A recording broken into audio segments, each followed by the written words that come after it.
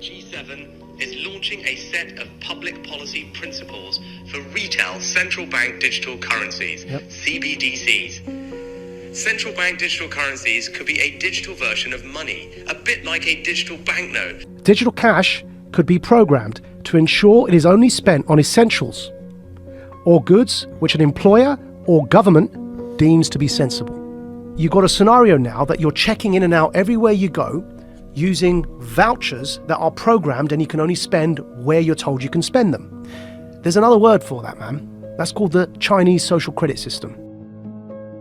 What we need is, rather than to say, let us fix the immediate currency problem, is to have some general discussion of where the world economy will be going and what we all have to do over a period of time. But they really are issues of the construction of a new world order. And the title of this session, are we ready for a new world order? That's what this is about. And that's the sort of dialogue the Chinese are generally good at. And so a partnership between us is essential. A conflict between us is going to exhaust us both in tactical exercises that cannot be conclusive. And the New World Order could satisfy both. It has to satisfy both, because otherwise it will lead to tensions that will exhaust us both. And it's not about the U.S. versus China. It's about what underpins a world order is always the financial system. Through the Federal Reserve System, the bankers have pretty much taken control of our government. It doesn't matter Republican and Democrat anymore, because they're both the same.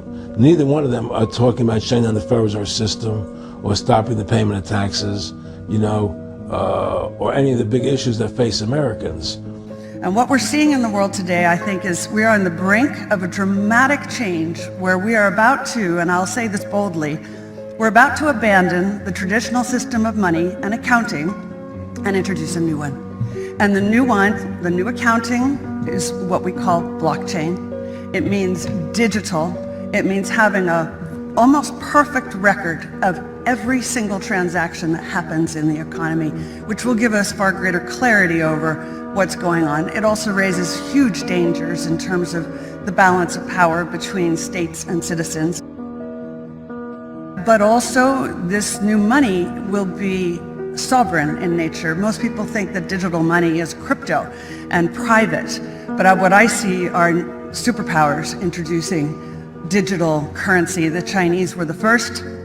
The US is on the brink, I think, of moving in the same direction. The Europeans have committed to that as well. And the question is, will that new system of digital money and digital accounting accommodate the competing needs of the citizens of all these locations so that every human being has a chance to have a better life? Because that's the only measure of whether a world order really serves. Concerning the new eugenic play, The Unborn, produced in New York today by physicians and philanthropists, John D. Rockefeller Jr. said, "For the first time in dramatic history, the perplexing problem of the limitation of undesirable offspring, which has been engaging the attention of thoughtful eugenicists and sociologists the world over, is dealt with on the stage in the play that we are to produce. The right of the child to be well born and the right of the wife to decide about it are problems the solution of which society can no longer ignore."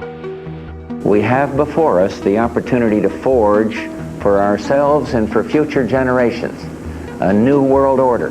When we are successful, and we will be, we have a real chance at this new world order, an order in which a credible United Nations can use its peacekeeping role to fulfill the promise and vision of the UN's founders.